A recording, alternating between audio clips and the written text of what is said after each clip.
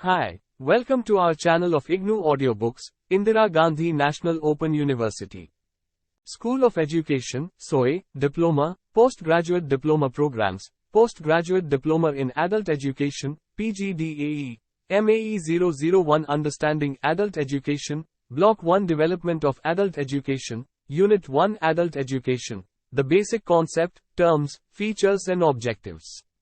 1.0 INTRODUCTION. Right now you are beginning your academic journey or your program. You are in Unit 1 of Block 1 of course MAE001 of the program.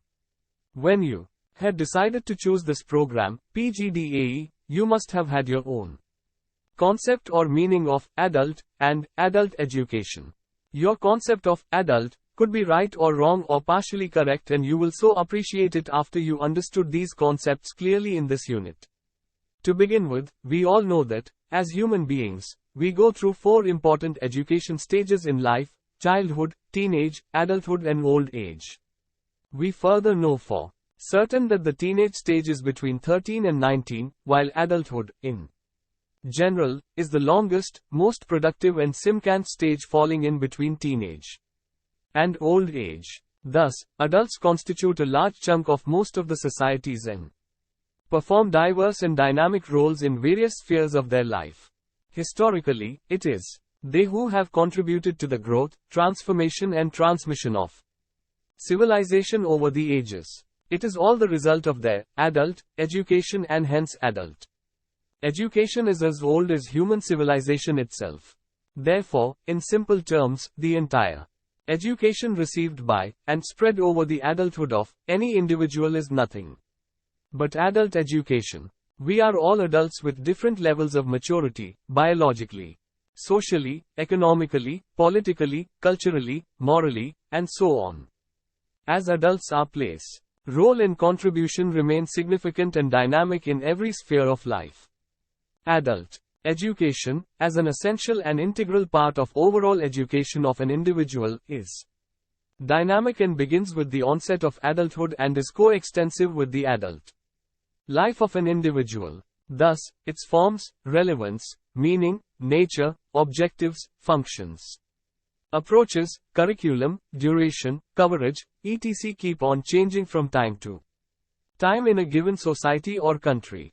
The changing socio-cultural, geographic, economic, political, cultural, moral and other conditions determine its overall place and organization in a society. It is also important for you to know that although adult education, as an academic subject and as a field of specialization of the discipline of education, has emerged only recently, it has now established itself as a discipline and a profession in its own capacity. You will realize all this by the time you complete your journey through this program. In this unit we will discuss in detail about adult education, its features, goals and objectives, relevant terms used in adult education and other related matters. Objectives. After going through this unit, it is expected that you will be able to understand the concepts of adult and adult education. Explain the meaning of different, but relevant terms used in adult education. Distinguish between and among different terms used in literacy and adult education. Describe the need, significance and characteristic features of adult education. And state the goals and objectives of adult education. Concept of adult education. You can understand the concept, adult education, better if you first understand the concept, adult, very clearly. We will therefore focus first on adult. In simple terms, we can define adult as a person who has attained physical, mental, emotional and social maturity or legal age for marriage, or for franchise or voting. Right. But can we say for certain that every person who has attained physical maturity only, or legal age of adulthood can be considered to be mature adult of that society or country? Or can we say at what age a person will definitely become an adult, in terms of maturity? The answer is, no. But at the same time, as mentioned above, we can be sure of one thing, that we are all adults with different levels of maturity and belong to the most significant and productive age group. Physically, socially, mentally, economically, politically, morally, culturally, and so on. Nevertheless, we need to remember that maturity is an endless process. And in general it increases with one's age, experience and knowledge. In the context of adult education, the concept, adult, remained inadequately defined because of the multiplicity of criteria used in defining it. The Oxford Advanced Learner's Dictionary, 1995, defines adult as 1. A. Grown to full size or strength. B. Intellectually and emotionally mature. 2. Legally, old enough to vote, marry, etc. Various other definitions given by different adult educationists. Wiltshire, 1966, Cameron, 1969, Apps, 1979, Shingi, 1980, Knowles, 1980. Legg, 1982, Jarvis, 1990, have also taken into account different criteria, often 2 or more, like age, legal or otherwise, experience and/or maturity, physical, biological, social, psychological, etc., citizenship with full rights and duties, and so on. Also, the legal age of adulthood for franchise, marriage, etc. of males and females varies from country to country. For instance, the legal age of adulthood in the United Kingdom is 18 years. In India, the legal age for franchise, voting right, is 18 years, while the legal age for marriage of males is 21 years and for females it is 18 years. All these definitions reveal that it is very difficult to define the concept, adult, theoretically or draw practical boundaries, and thereby render it to remain ideal, rather than practicable. Notwithstanding the fact that no one definition defines adult adequately or exhaustively, some have classified adulthood into stages and defined each stage separately. Erickson, 1963, Sheehy, 1976. This is mainly because of the fact that the transition from childhood to adulthood is gradual, not sudden, and the rate of transition varies throughout life, from individual to individual and from environment to environment.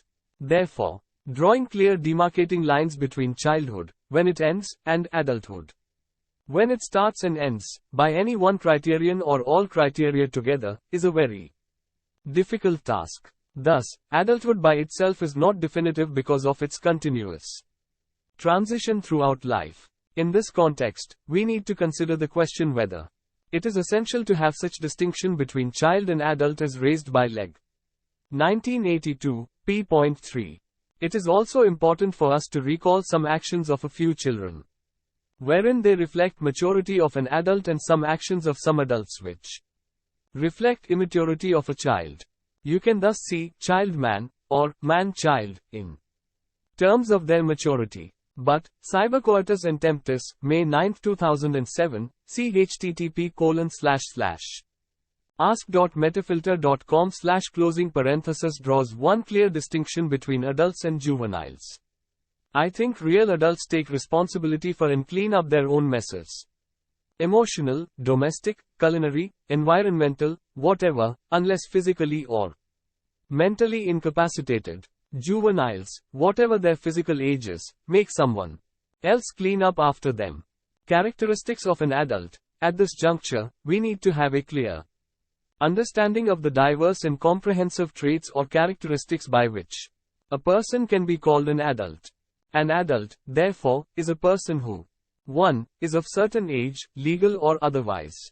2. Is mature, physically, mentally, emotionally, intellectually and morally. 3. Is sensible and has the ability to act rationally and responsibly by understanding his own rights and limitations and of others. 4. Can exercise self-control or restrain oneself. Education. 5. Can focus with partial or full personal sacrifice on public cause of great importance. 6. Can make balanced choices in picking and choosing actions involving not only gains and pleasures, but also loss, danger and pains. 7. Owns up responsibility for his own actions. 8. Can get to be a kid, youth, adult or the old as and when required and continue to exist as adult. 9. Identifies one's own strengths and weaknesses, and 10. Acts and reacts with kindness, compassion and reason and with long-term Perspectival goal towards self-actualization. Reflection. With your understanding of the concept of adult, and based on your observations of the members of your community, can you identify the persons who are adults by A. Physical maturity, B. Mental maturity, C. Legal age for marriage, and D.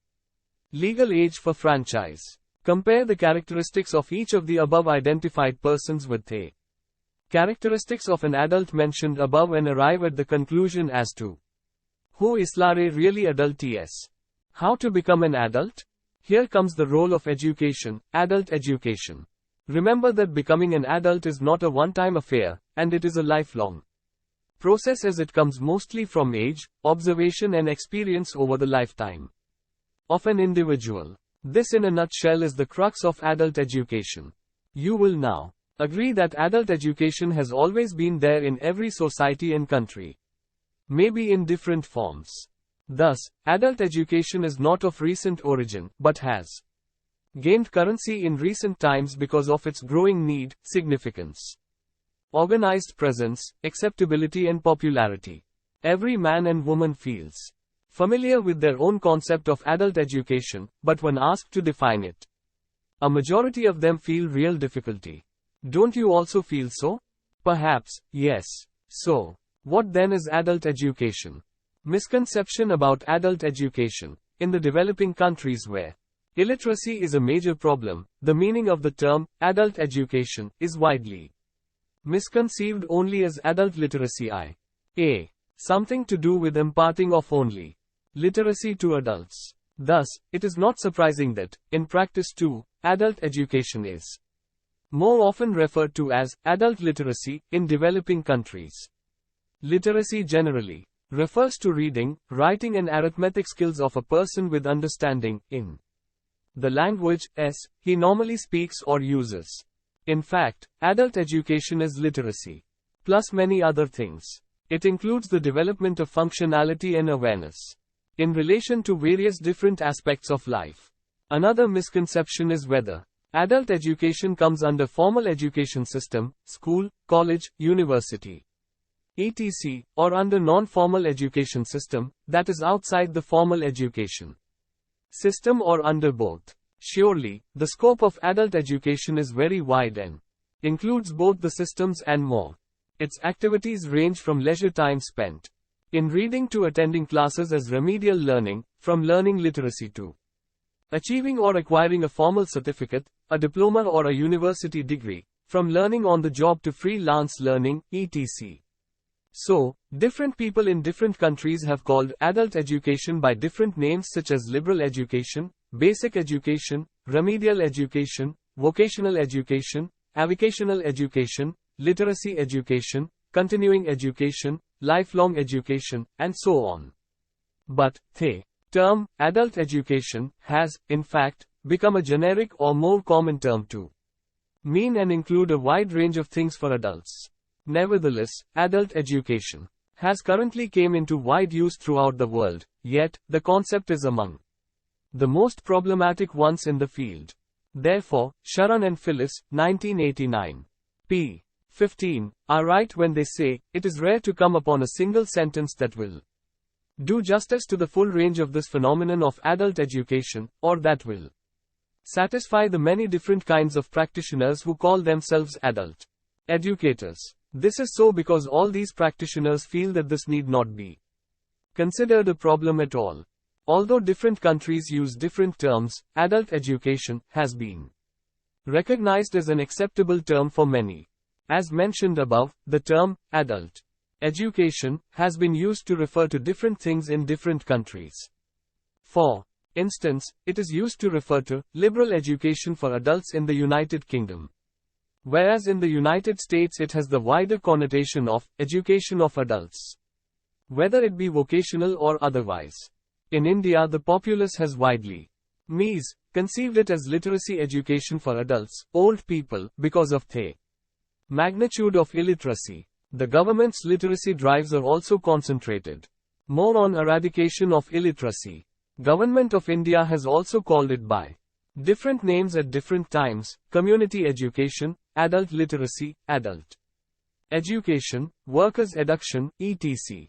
As early as 1952, UNESCO had stated in its International Directory of Adult Education that, in essence, adult education is so closely related to the social, political, economic, geographic and cultural conditions of each country that no uniform or precise definition can be arrived at. As Agarwal, 1989, p.1, rightly points out, adult education cannot be explained or understood in a vacuum.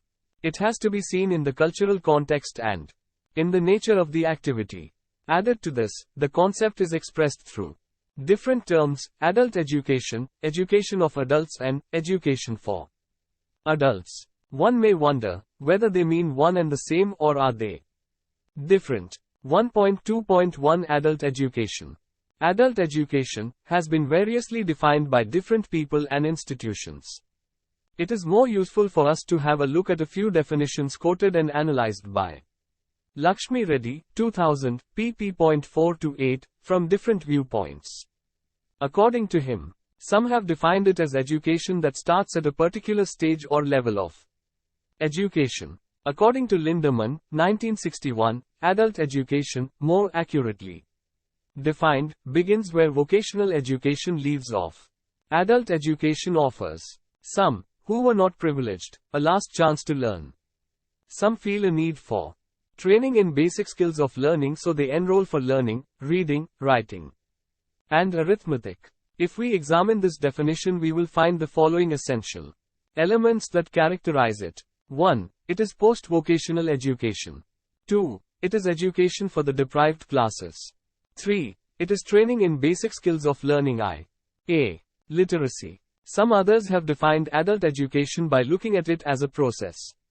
The Exeter Conference 1969 defines it as the process whereby persons who no longer, or did not, attend school on a regular and full-time basis, unless full-time programs are especially designed for adults, undertake sequential and organized activities within a conscious intention of bringing about changes in information, knowledge, understanding or skills, appreciation and attitudes, or for the purpose of identifying and solving personal or community problems.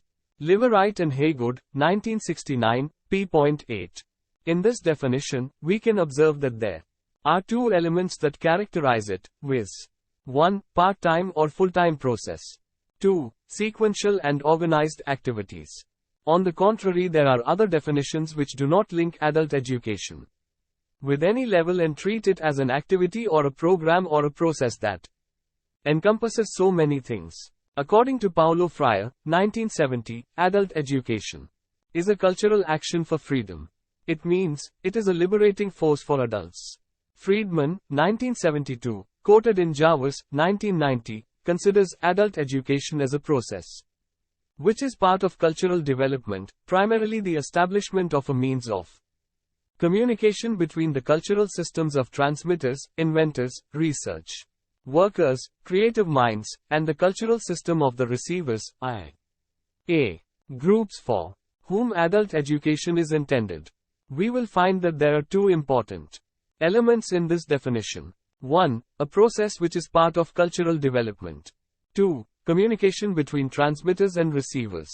According to Foray et al. 1972, the normal culmination of the education process is adult education. There is one characteristic element in this definition, i.e., terminal education for adults. But, in view of the Education Committee of the OECD, 197.1, adult education refers to any learning activity or program deliberately designed for adults. Its ambit is taken as spanning non-vocational, vocational, general, non-formal, and community education, and it is not restricted to any particular level. As we can see, this definition includes three essential elements. 1. All activities and programs for adults.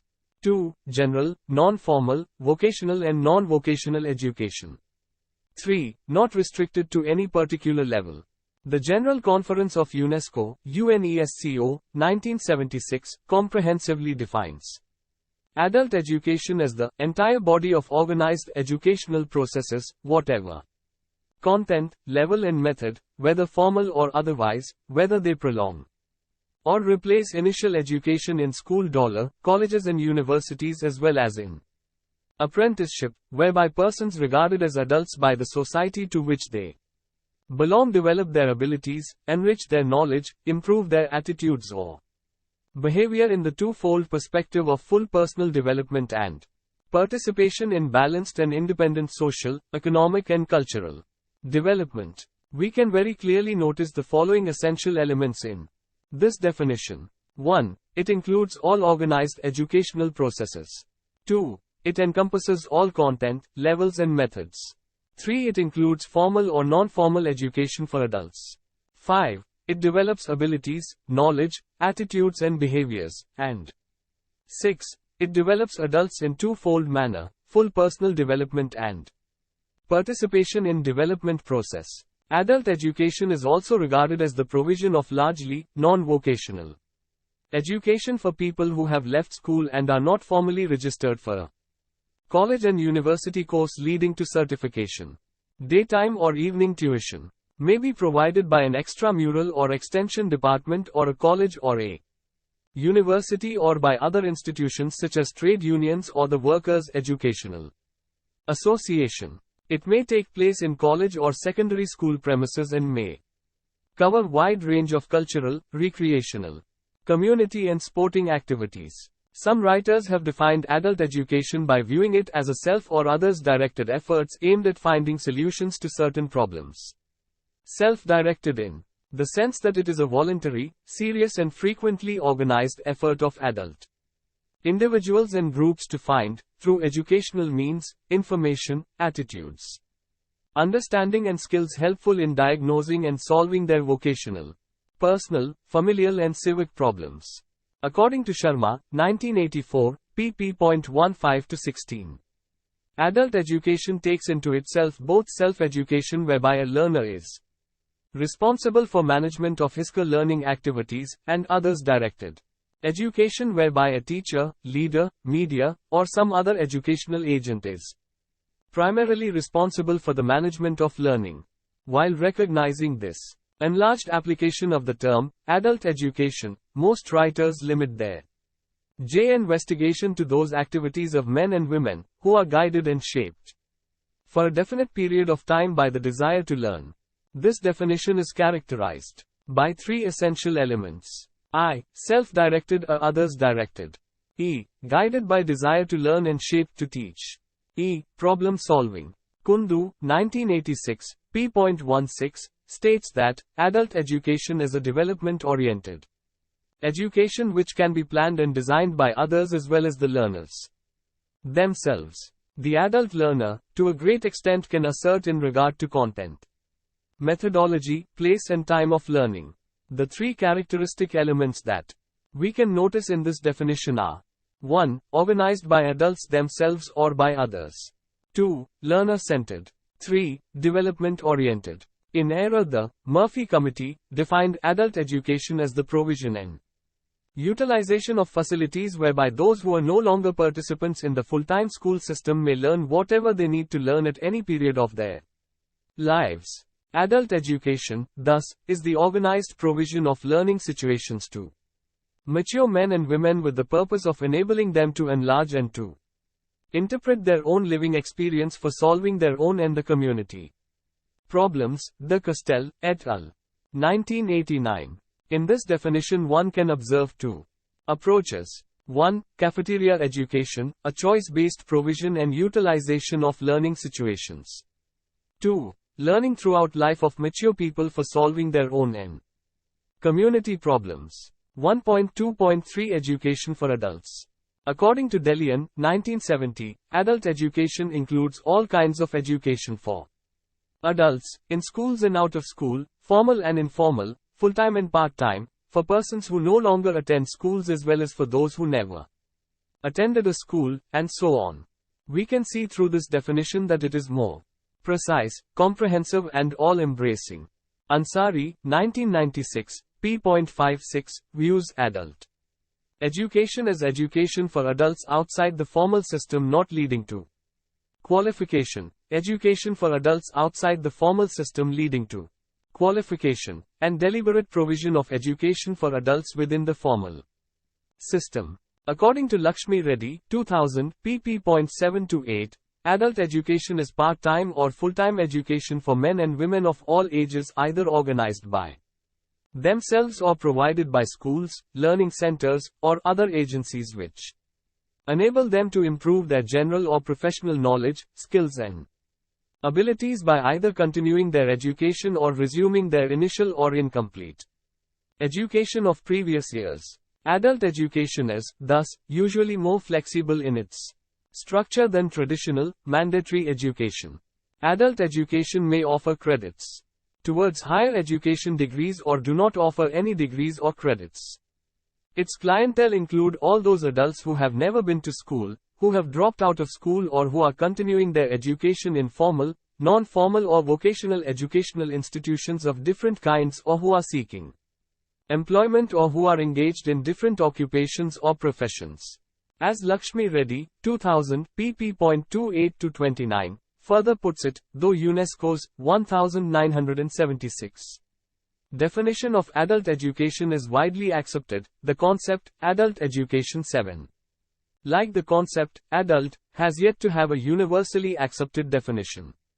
The different definitions of adult education, Lindemann, 196-1, Leverite and Haygood. 1969, Delian, 1970, Niere, 197-1, OECD, 197-1, UNESCO, 197-0A, include adults who are, illiterates and literates, irrespective of their occupation, socioeconomic background, etc., and undertaking educational activities in non-vocational, vocational, general, formal, non-formal and low-informal education system on full-time or part-time basis organized by adults for themselves or by others for adults. These definitions embrace education leading or not leading to degrees, certificates, etc., covering a wide range of subjects and activities. Most of these definitions are concerned with promotion of knowledge, skills, attitudes, capacities, etc., for the development and/or welfare of individuals, society and/or nation. However, there is no unanimity on definition of adult education either. From the viewpoint of class of its clientele, target groups, nature, aims, objectives, form, type, subjects, scope, stages or levels. Having looked at different views on definitions of adult education 7 and education of adults 7, we understand that though they are generic terms, they are used in different countries to include a wide variety of activities, experiences, efforts, approaches, processes and programs for adults, which cover different spheres of lives of different groups or cultural systems. They, therefore, reflect the differences in the historical, political, social and cultural conditions of different countries. But, we need to be very clear that whichever of these three terms, adult education, education of adults and education for adults is used by any one, in general it includes all kinds and forms of education for adults for their growth, development, welfare and transformation. So, we should not have any confusion about these terms or about the distinction between and among these terms as they are used interchangeably by different people in different countries, either inadvertently or intentionally to mean one and the same. In this course material also hereafter use of any one of these three terms wherever used means one and the same, unless it is specifically mentioned otherwise. 1.3 Relevant terms explained. In this section we will focus our discussion on some terms and concepts related to adult education. This would help you in dispelling misunderstanding or any confusion you have about them.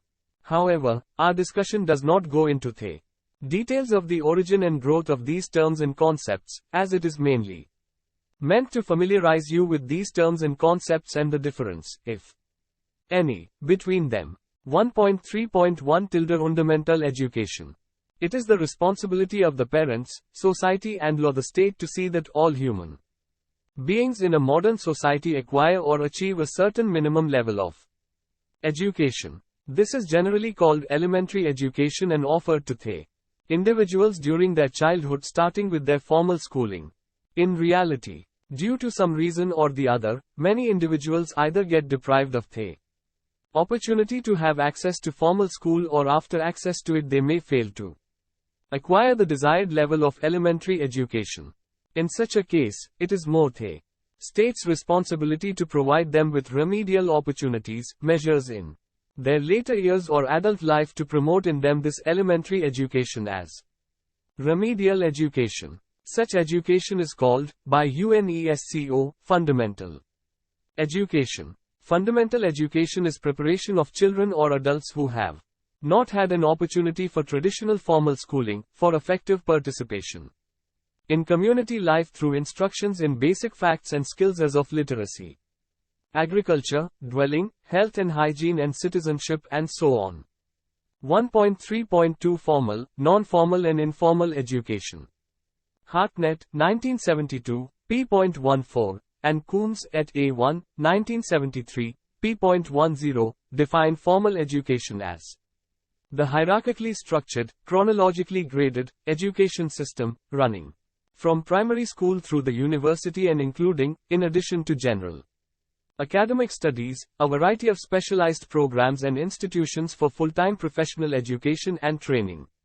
Non-formal education, as the name itself indicates, is education without formalities or with relaxed formalities. It refers to education which reduces or relaxes formalities and rigidities with the purpose of avoiding hindrances in making education more accessible to different kinds and types of learners. In other words, non-formal education, as implied by the term, is supposed to be available outside the formal or conventional system with enhanced access to many learners. While Hartnett, Op. CIT, calls it non-traditional education and defines it as a set of learning experiences free of time and space limitations. Coombs et al. 1, Op. CIT, call it non-formal education and define it as any organized educational activity outside the established formal system, whether operating separately or as an important feature of some broader activity that is intended to serve identifiable learning clientele and learning objectives. To clarify this definition further, the same authors distinguished non-formal education from informal education. They defined informal education as the truly lifelong process, whereby every individual acquires attitudes, values, skills and knowledge from daily experience and the educative influences and resources in his or her environment, from family and neighbors, from work and play, from the market place, the library, and the mass media. However, Radcliffe and Coletta, 1989.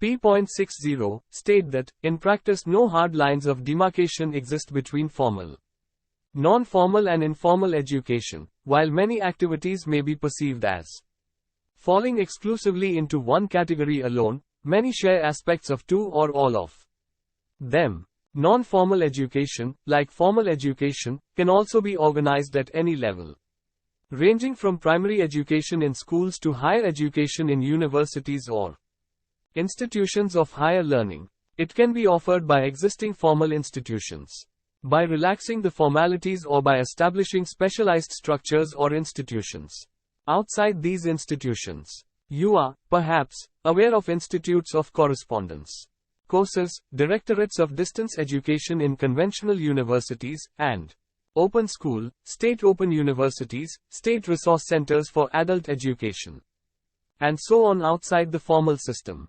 All these are examples, and part, of the non-formal education system in India.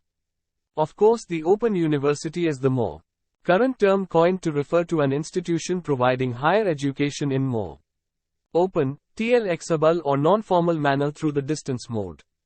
1.3.3 The schooling. Population growth on one hand and lack of commensurate expansion of school system with its rigidities on the other, amongst many other things, have deprived many people of their access to education. It is in this context some educational thinkers have focused their thinking on taking education out of the physical environs of the school. Ivan Illich, 1971 Deschooling Society, was the main exponent of such school of thought called the Schooling 7. The schooling is the philosophy that underlines non-formal or open education. In simple terms, it means binging education out of the confines of school. In other words, it espouses free education shorn of all rigidities of formal systems such as one-point entry or single-point admission, regular attendance, definite and common syllabus, rigid timing periods of teaching and learning, examinations and so on.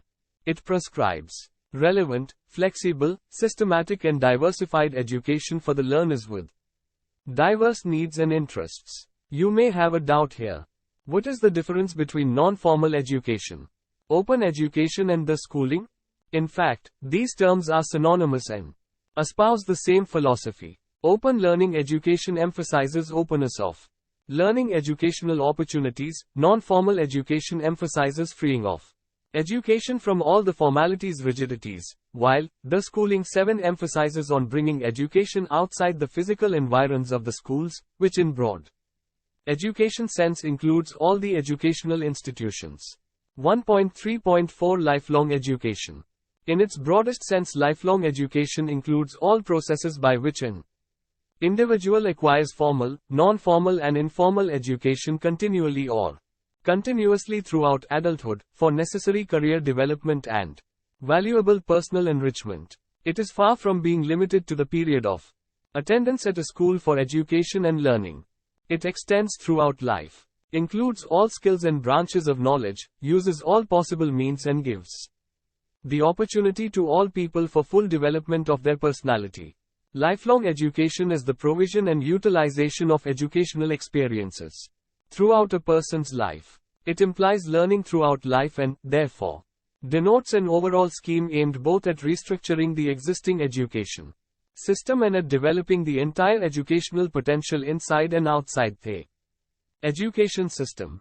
Its rationale is in part the same as that for adult education, except that it intrinsically involves a radical reform of organization, form and content of all other phases of education, and also implies a greater recognition of the educational functions of non-educational agencies.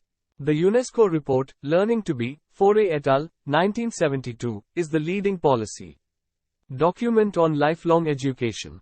It contains a coherent philosophy developed about man, education and society to which the idea of lifelong learning was related. It adopts as optimistic view of education to change society.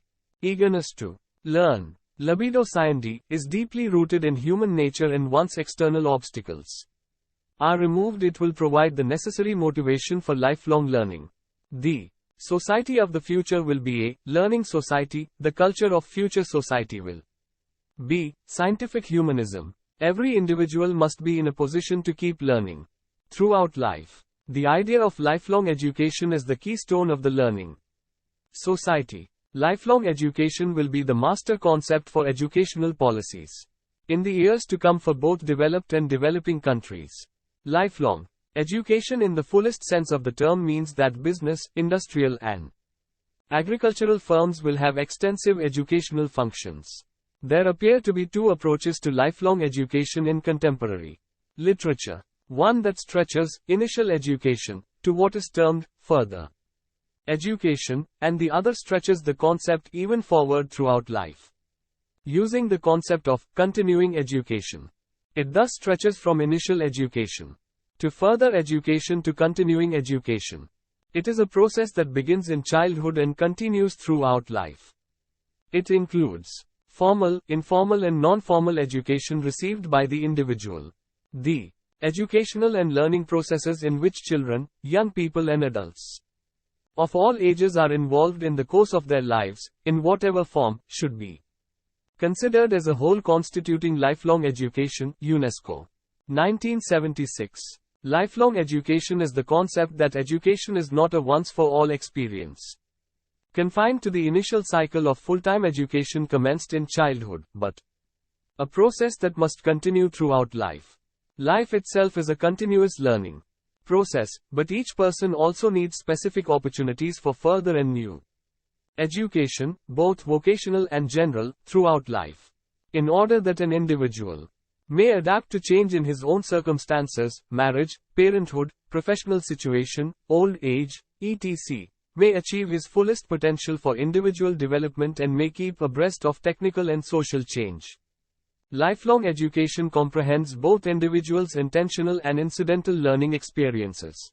Dave, 1976, p.34, regards lifelong education as a process of accomplishing personal, social and professional development throughout the lifespan of individuals in order to enhance the quality of life of both individuals and their collectives.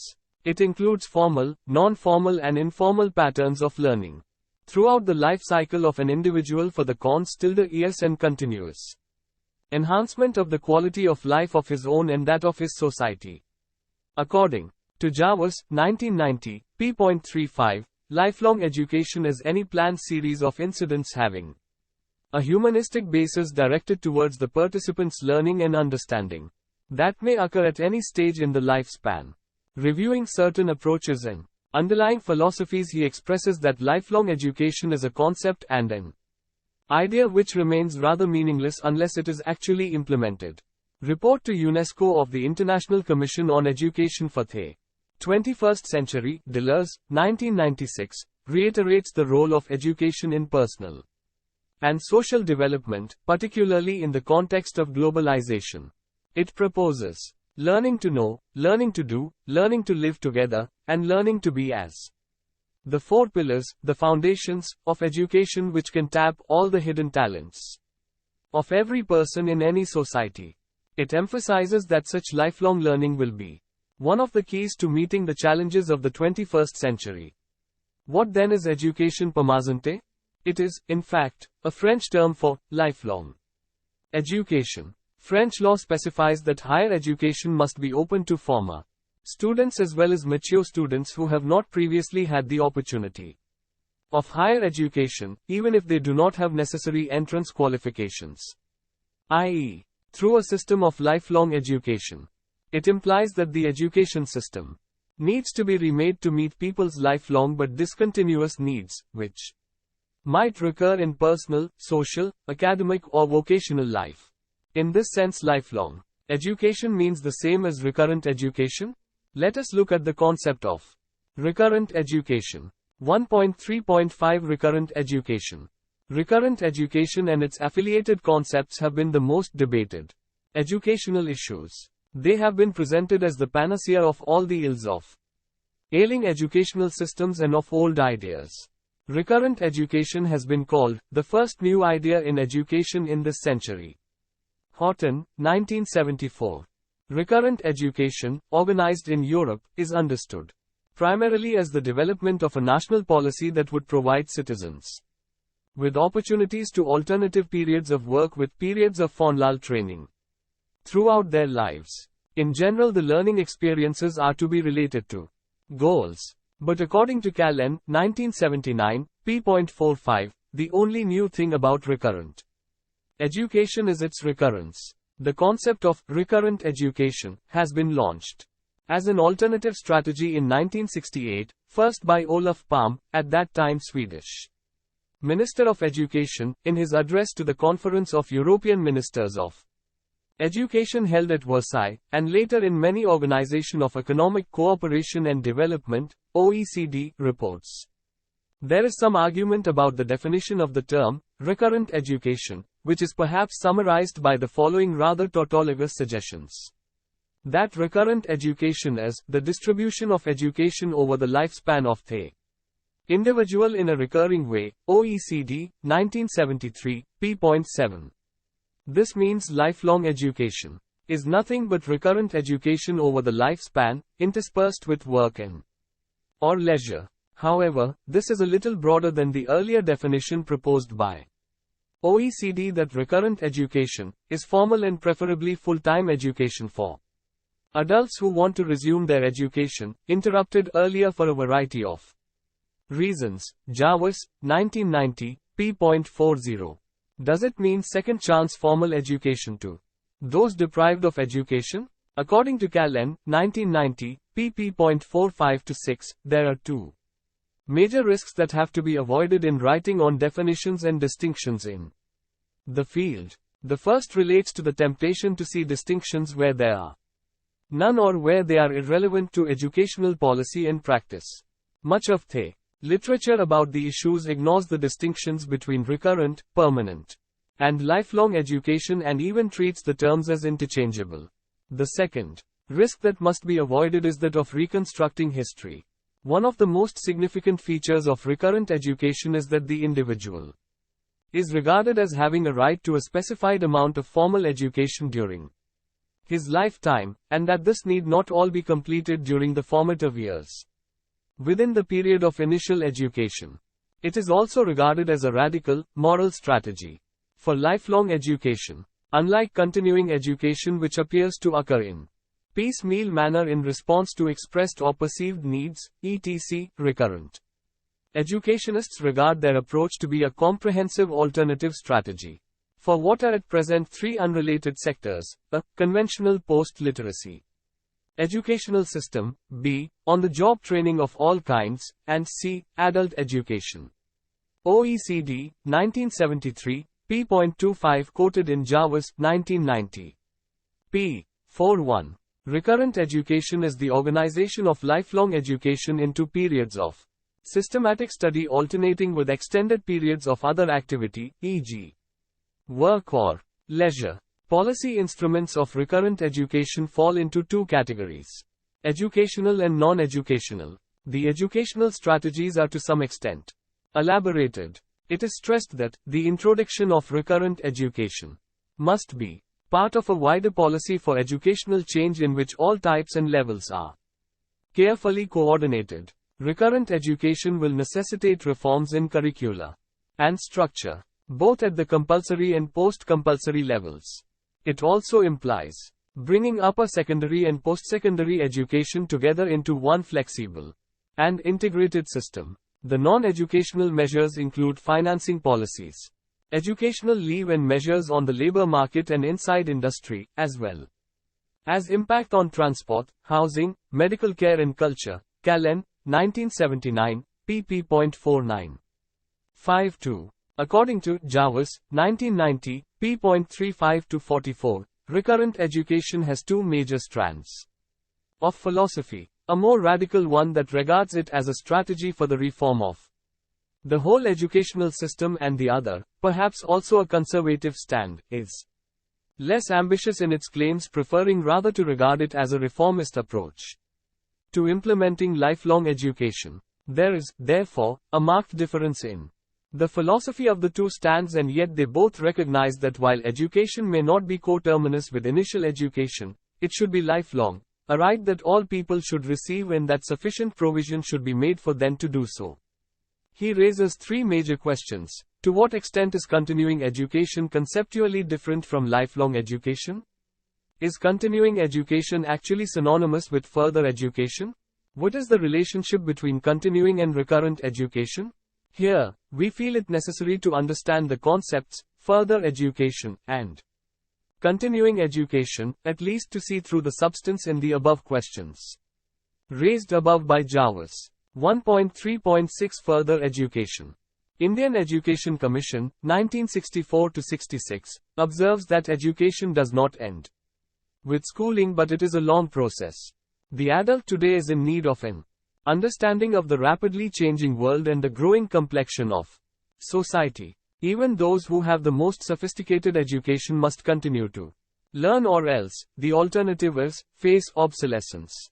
In the United Kingdom, further education is a general term used to describe full-time or part-time education for those who have completed their secondary education, higher education, i.e., academic or professional education for students over 18 with university entrance or equivalent qualifications, and adult education.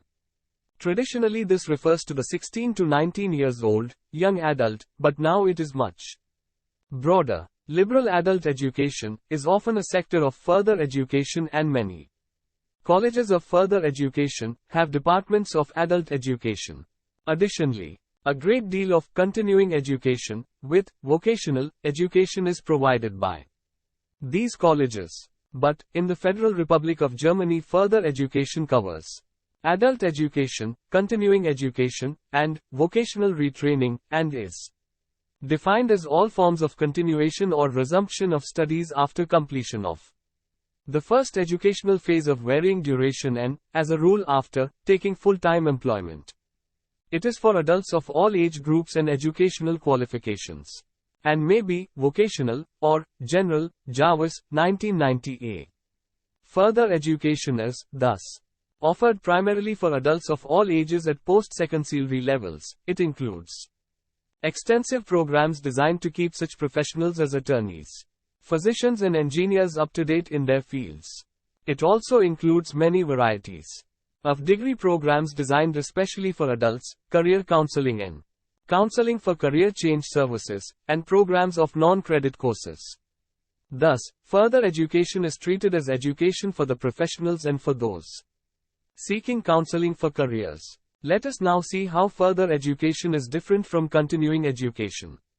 1.3.7 Continuing Education. We know that knowledge is not stagnant and constant, it is ever growing, expanding, exploding and multiplying.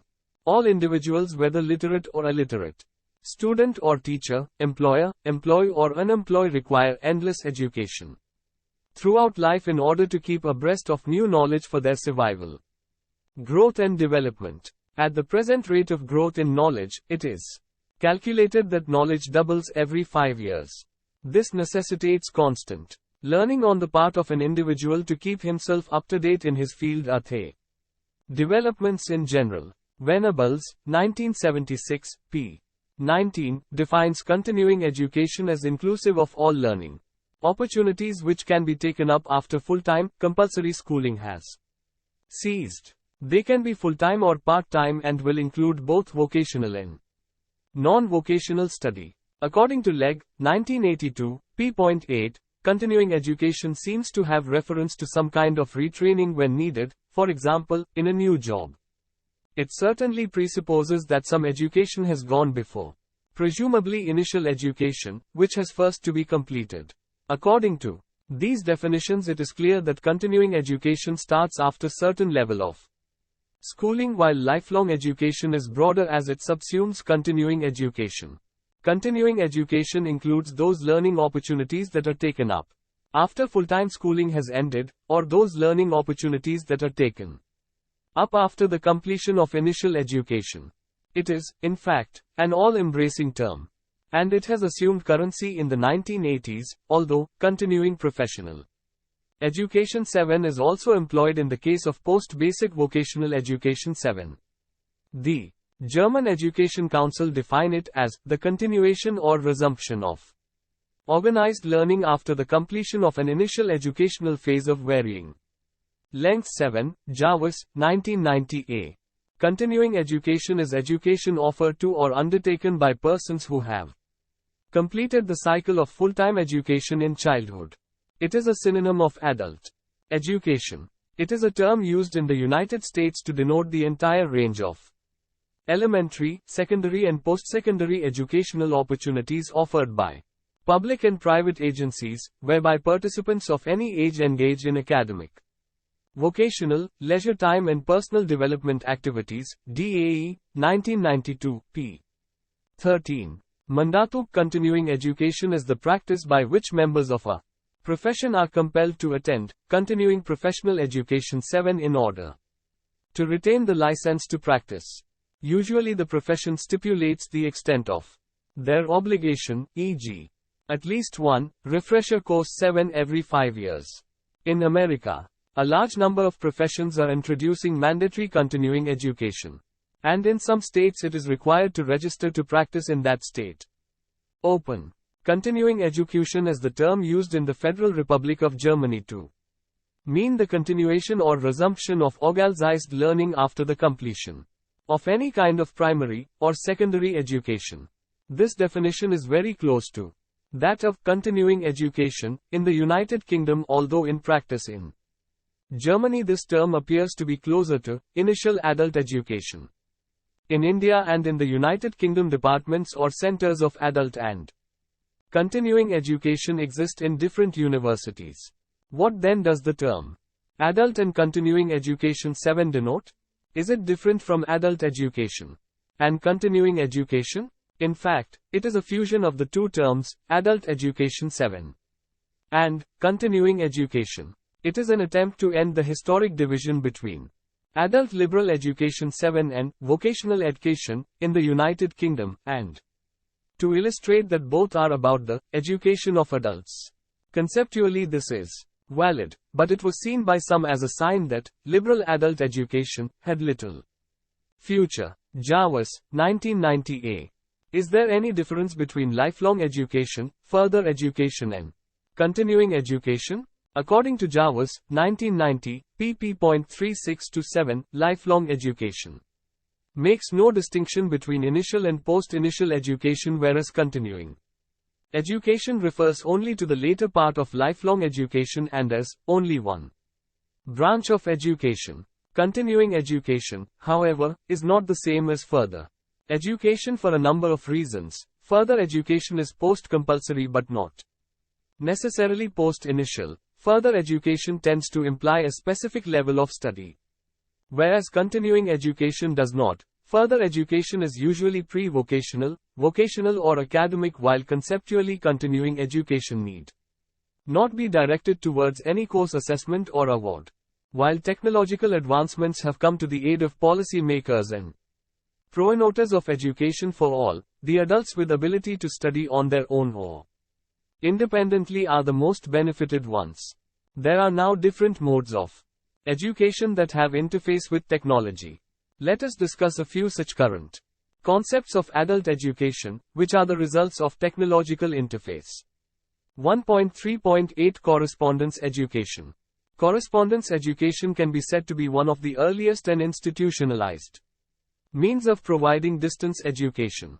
Learning materials prepared by a few trained subject experts are supplied to the learners by post for reading, alongside giving them some reading and writing assignments to develop in them the feel of formal school, classroom atmosphere. Contact classes programs are conducted at some convenient places where the learners and the instructors come together for face-to-face personal interaction. At the end of the course, examinations are conducted and certificates, degrees, or diplomas are awarded to successful candidates. Correspondence education, a form of education organized through the written education medium, began in Britain as early as 1840. Pitman started teaching shorthand through correspondence in England towards the end of the 19th century. In America there were attempts to introduce it in 1873, but it really began with Chautauqua in 1879. Jarvis, 1990a. Correspondence education consists of batches of study materials sent by post to the student, who then completes the required reading and exercises, and returns the latter to the college for assessment by an appointed personal tutor. The exercises are marked and the student receives comments, advice and general guidance. Leg, 1982, p.86.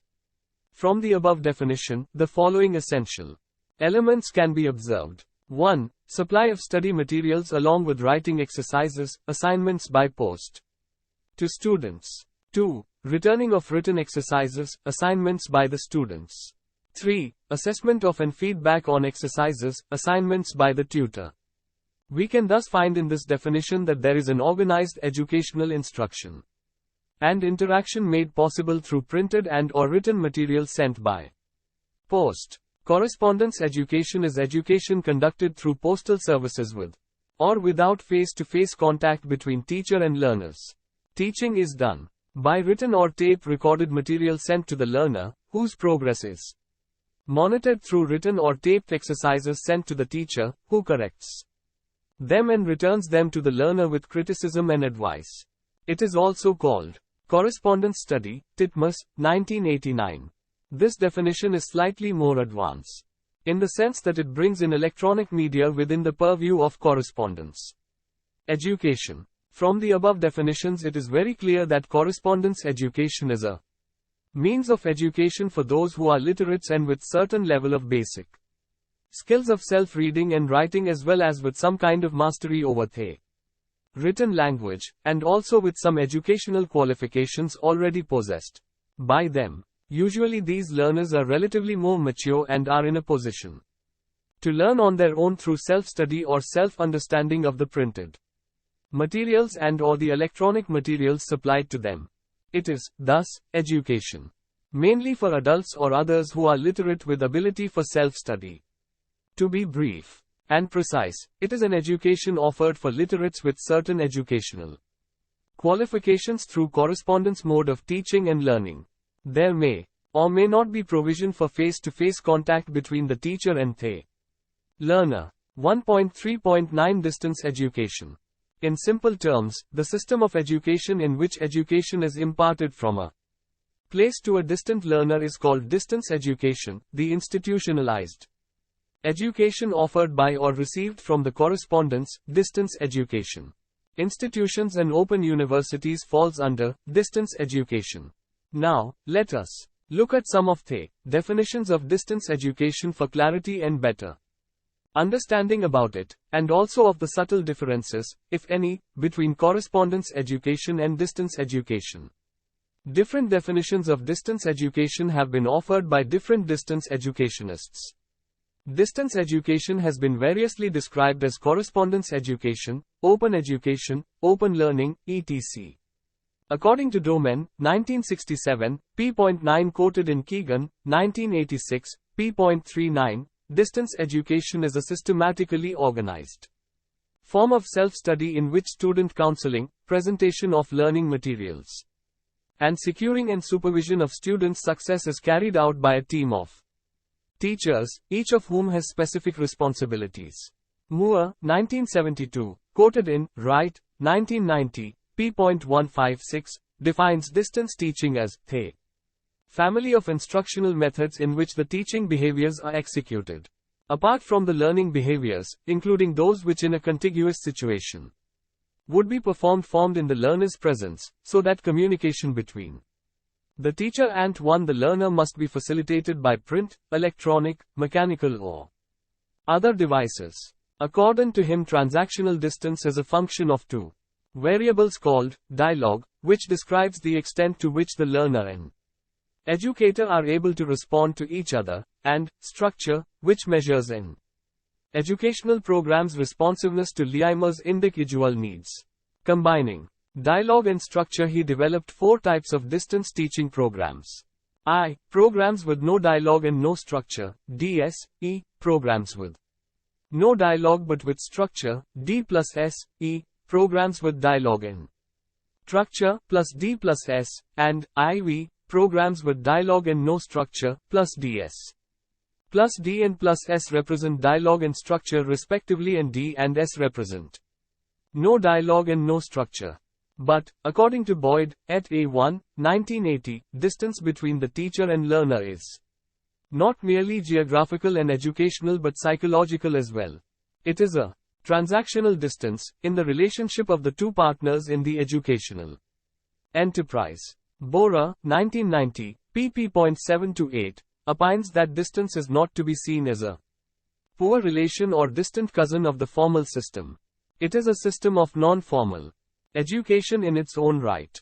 It has its own philosophy, its own goals and its own methodology. If the formal system has served the society fruitfully, so does the system of distance education hope to do so. It does not compete with the formal system, but supplements it. It caters to those sections of society which, either being located in far-flung remote areas or because of economic compulsions, cannot take advantage of the formal system. It also provides another opportunity to those members of the community who have had to discontinue their education at one point or the other because of any reason whatsoever.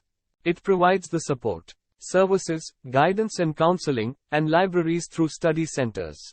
This definition is, perhaps, more general in nature and its approach is based on a philosophical point of view.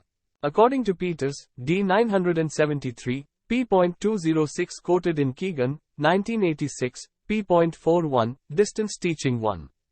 Education is a method of imparting knowledge, skills and attitudes which is rationalized by the application of division of labor and organizational principles, as well as by the extensive use of technological media, especially for the purpose of reproducing high-quality teaching materials which makes it possible to instruct great numbers of students at the same time wherever they live. It is an industrialized form of teaching and learning. In this context, you can compare this definition with IGNOU as an educational industry so that you can better understand and appreciate this definition.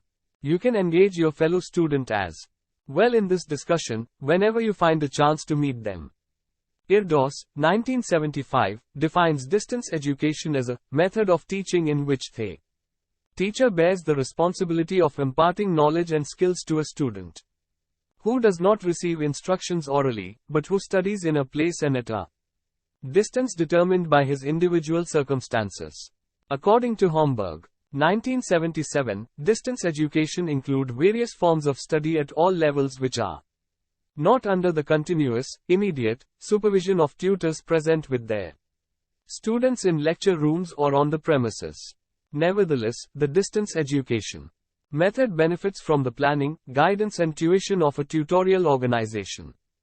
Distance education is a means of providing learning experiences for students through the use of self-instructional materials and access to educational resources, the use of which is largely determined by the student and which allow the student, for the most part, to choose the time, place and circumstances of learning. Goff, 1981, p.10. Keegan, 1986, p.49, describes distance education as a form of education characterized by the quasi-permanent separation of teacher and learner throughout the length of the learning process. This distinguishes it from conventional face-to-face education. The influence of an educational organization both in the planning and preparation of learning materials and in the provision of student support services. This distinguishes it from private study and teach yourself programs. The use of technological media, print, audio, video or computer to unite teacher and learner and carry the content of the course. The provision of two-way communication so that the student may benefit from or even initiate dialogue. This distinguishes it from other uses of technology in education, and the quasi-permanent absence of the learning group throughout the length of the learning process, so that people are usually taught as individuals and not in groups, with the possibility of occasional meetings for both didactic and socialization purposes. Though we might feel difficulty to call it a definition, his, Keegan's, above description of distance education is very comprehensive and includes all the essential elements that characterize distance education. He further points out that it is important to be able to say whether distance education is to be regarded the same as or different from university without walls, extramural studies, experiential learning, off-campus education, open learning, extended campus, etc. The term, distance education, has now become a generic term for forms of education in which the teachers and students are separated by geographical distance and communication is through correspondence or other forms of technology, e.g., satellite, computer, electronic mail, etc. The distance and open education interfaced with interactive technology is a major advance in the provision of part-time higher education for adults. It provides open access to higher education and has no formal entry requirements. It aims at utilizing multimedia resources for enhancing access to education.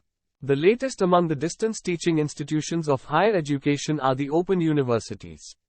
You being a student of IGNOU, a national open university in India, it is of some interest to you in this context to know that the first university to engage in distance teaching was the University of Queensland in Australia, which began its distance education programs in 1991. In the 1950s, the University of New England in Armidale, Australia had included within its charter a distance education remit.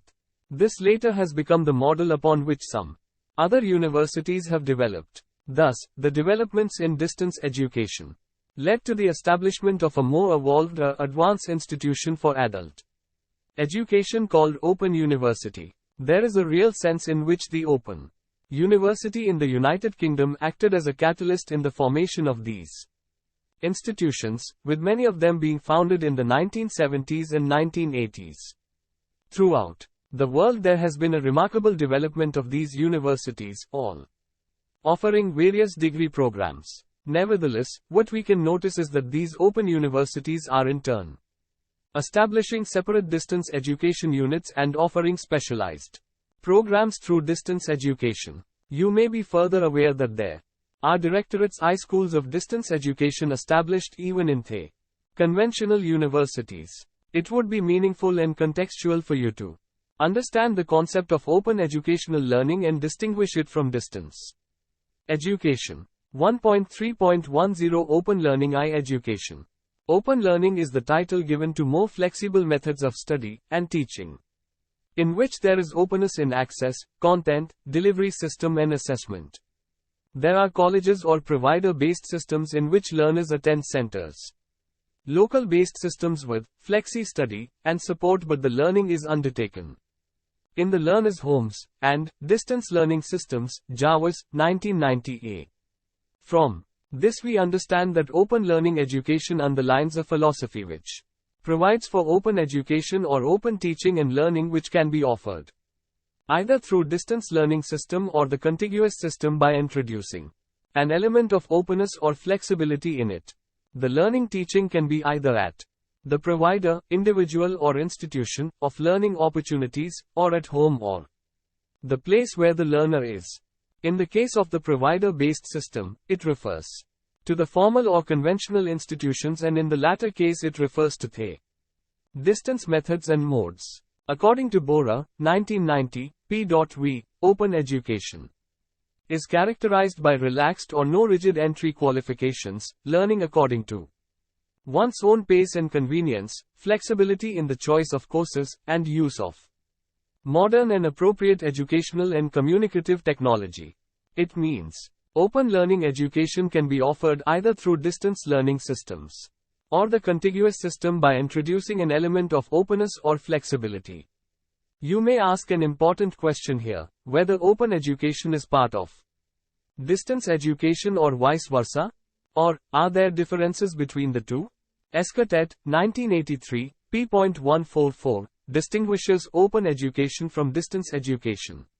According to him, open education is particularly characterized by the removal of restrictions, exclusions and privileges, by the accreditation of students' previous experiences, by the flexibility of the management of the time variable, and by a substantial change in the traditional relationship between professors and students.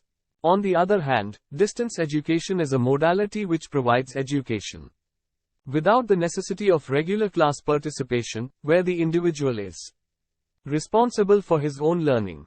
1.4 Some specific terms used in adult education. You may recall that in section 1.2 above, we have defined the term literacy in our attempt to define adult education. As you move on further into the subject or discipline of adult education, you will come across many different terms related to literacy. We will, however, confine our discussion here to some specific terms that you may come across very commonly in the literature of adult education. 1.41 Literacy, literate, illiterate, numerate and enumerate. As we have discussed in section 1.2, adult education in developing countries has often concentrated on promotion of literacy, amongst other things. The Oxford Advanced Learner's Dictionary, 1995, defines literacy as ability to read and write. Definitions of literacy given by Laubach, 1971.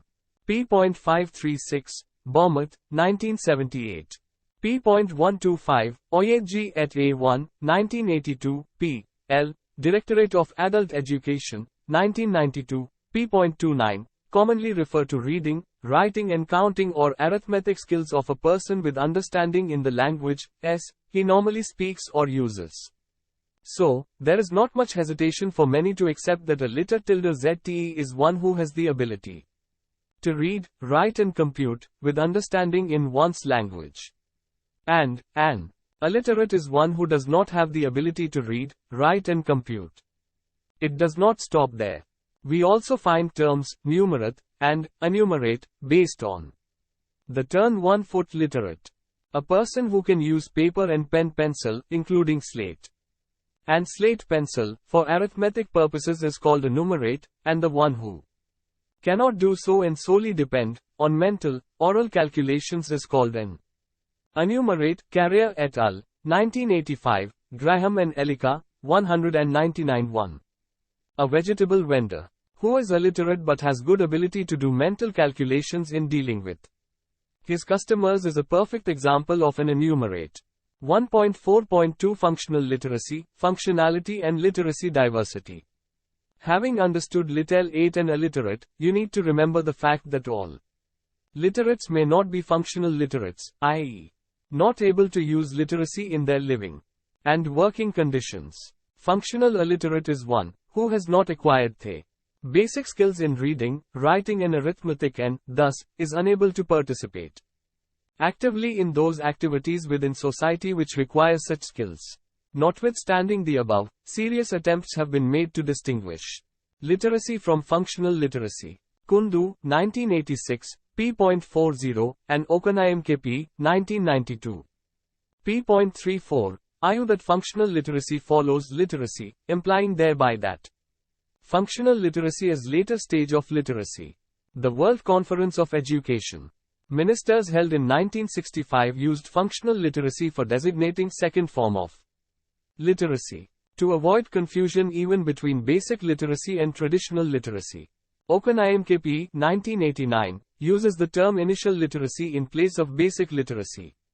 The Education Commission, 1964-66, in its report, Education and National Development, expresses the view that if literacy is to be worthwhile it must be functional, indicating thereby that literacy should promote functionality. The UNESCO Report, 1976, on the Experimental World Literacy Program questions whether functional literacy can be applied in a society with diverse vocational interests. In its publication, Functional Literacy, Why and How? UNESCO 1976a, pp.9-10, attempts to provide an understanding of the distinction between traditional and functional literacy.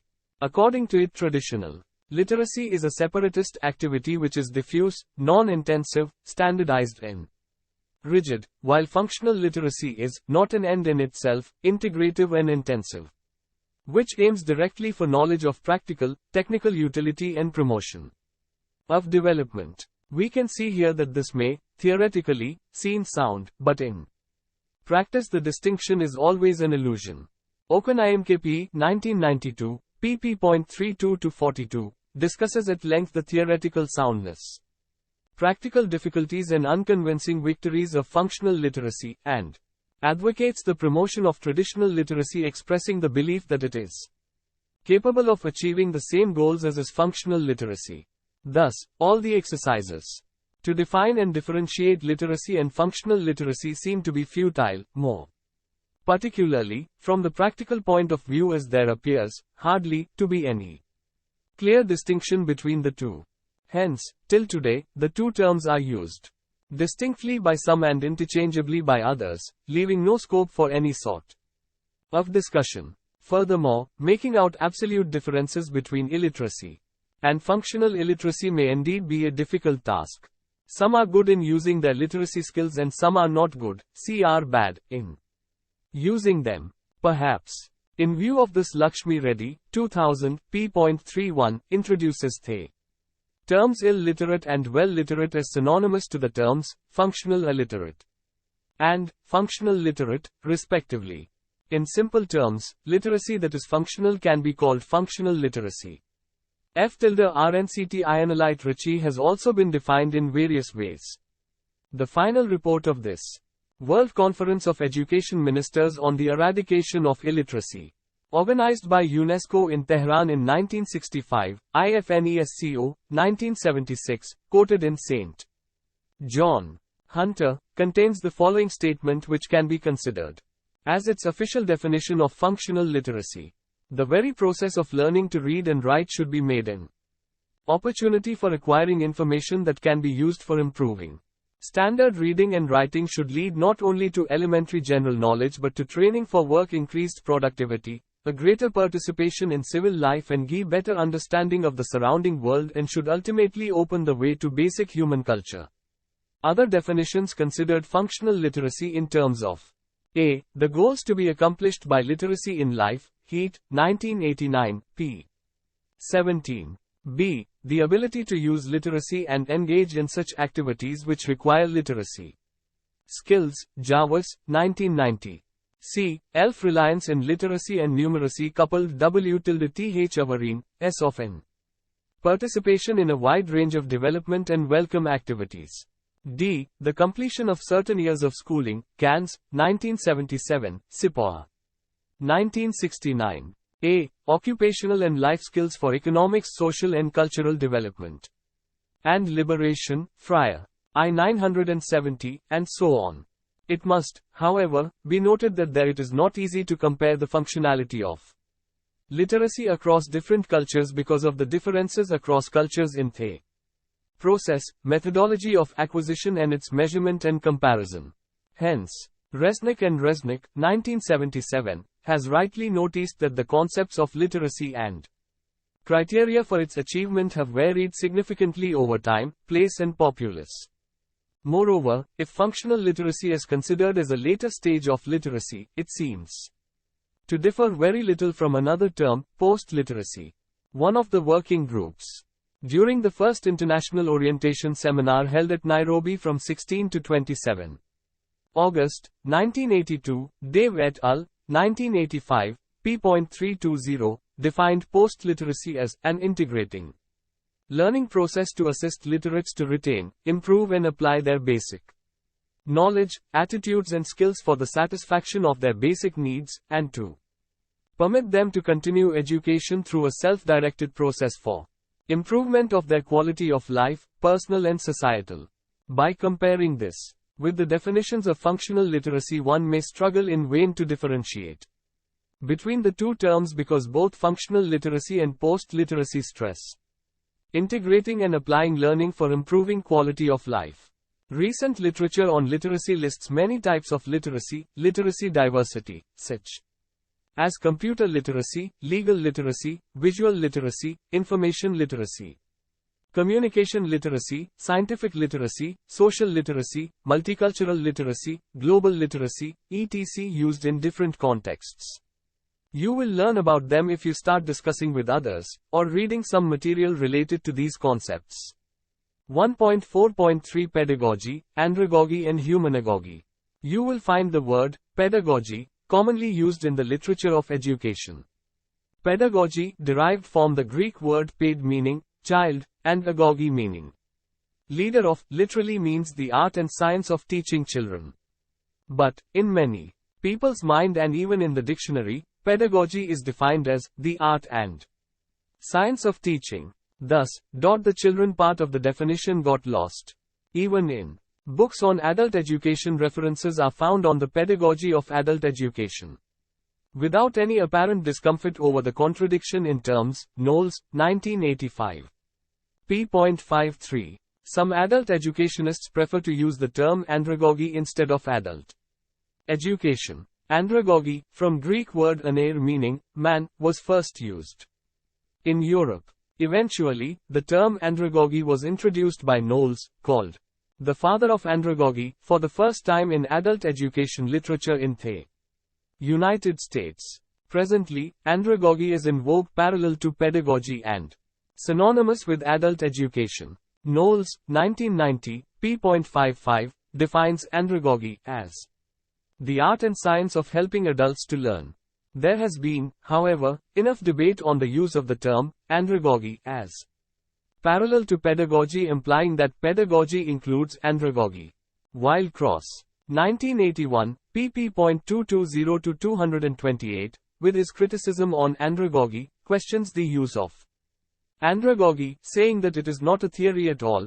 Jarvis, 1990, defines educational gerontology and penal andragogy almost in a similar way as the scientific study and practice of education among and about the elderly or the older adults. Cap distinguished andragogy from social pedagogy, basic education for the Disadvantaged or handicapped adults, referring to andragogy as the normal in natural process of continuing education for adults, J. Gopal, 1985, p.17. You will find many more terms like social andragogy, family andragogy, military andragogy, industrial andragogy, etc.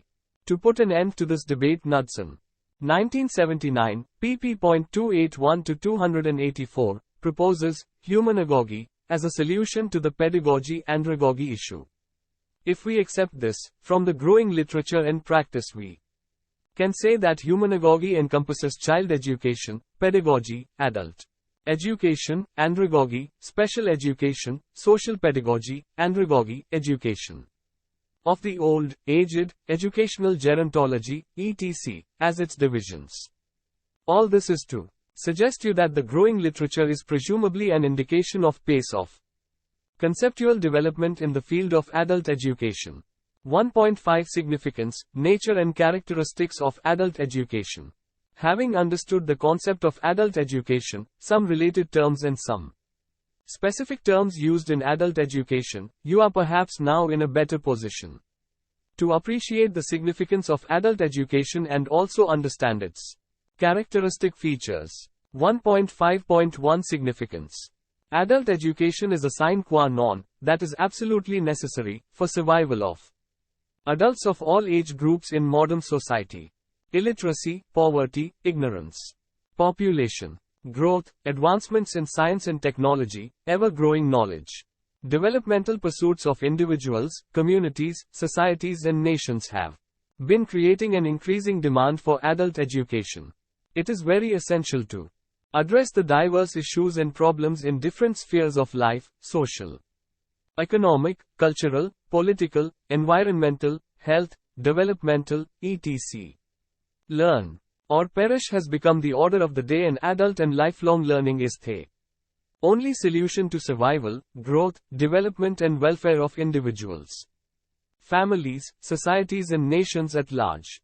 1.5.2 Nature and characteristics. Adult education is very dynamic in its nature. Its role, purposes and functions will change with changing situations and conditions of adults.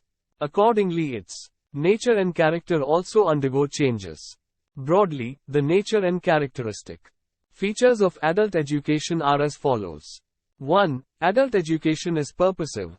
Adult education, has a definite purpose specific to the given context. Without purpose it does not have any existence. 2. It is community specific. Adult education is community based and assumes great significance in particular contexts, and it need not be equally relevant to other communities in similar contexts. 3. It is culture specific. The nature, objectives and types of adult education required for adults would vary from culture to culture. 4. It is need-based and problem-solving. Adult education takes into account the dominant needs and prevalent problems of the communities and aims at addressing them in effective ways. 5. It is participatory. It involves adults at different levels and stages of planning, implementation and evaluation of adult education activities meant for their progress, development and welfare. 6. It is flexible and relevant. In many respects, adult education incorporates the element of flexibility so that the adults would feel at home and comfortable to acquire education that has relevance to their living, working, and development. 7. It is action-oriented. Adult education is not simply education for the sake of education. Education for action is the motto, if adults have to act for transforming their own situations or conditions. 8. It is dynamic, change-oriented and transformative. Adult education is very dynamic and change-oriented, primarily aimed at bringing in social, economic, political and cultural transformation of the adults, their society, and nation. 9. It is an awareness-building and conscientization process. It helps to enhance the level of adults' awareness and conscientization and prompts them to action for change. It helps in emancipating or liberating adults from their current problems and situation. 10. It is experiential. 1T, basically conceived and offered taking into account The experiences of adults. 11. It is welfare and development oriented. It promotes rational and informed decision with a view to promote the welfare and development, social, economic, political and cultural, of individuals, groups, society and nation. 12. It is goal-directed. It is directed by the goals set by adults for themselves, or by others for them, or by the nation for them and helps in achieving them. 13. It is learner-centered, systematic and flexible. It is a systematically organized process, using diverse methods and techniques of teaching and learning with an inbuilt element or component of flexibility for promotion of more learner-centered educational activities. 14. It is a network-building activity. It is very effective in building the network of adults, their groups, activities and associations in the particular context and situation in which the adults live, earn and learn. 15. It is quality of life or standard of living oriented. It aims at enabling the adults to use all their networks, personal, social, professional, political, etc., for raising their quality of life and standard of living. 16. It is an education for empowerment. Adult education is an effective tool for empowerment of adults. 1.6 Goals and Objectives of adult education. While goals are long-term targets, objectives are more immediate ones. Major objectives of adult education include: 1. Imparting literacy of diverse types. It includes basic literacy, scientific literacy, economic literacy, technological literacy, visual literacy, information literacy, multicultural literacy, global literacy, legal literacy, computer literacy, and so on. You have learnt about language literacy or basic literacy. You will learn about other types of literacy at higher levels of your educational pursuits.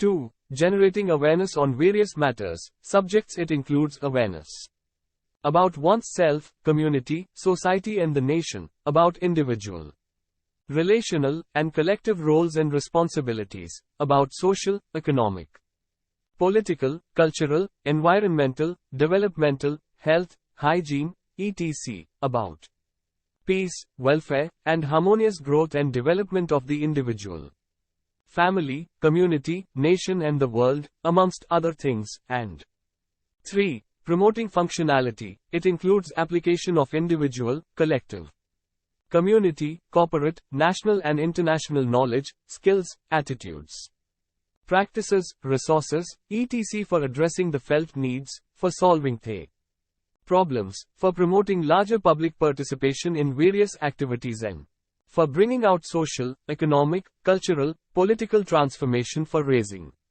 the general level or standard of living of the individual, community, nation, and the world. The goals of adult education are to increase the quality of life of an individual and enable him to realize higher full potential for self-realization, to raise the standard of living of the families, communities, societies and nations, to promote peace and communal harmony in the multicultural global village, and to enhance the pace of development and welfare of the individual nations and the international community as a whole.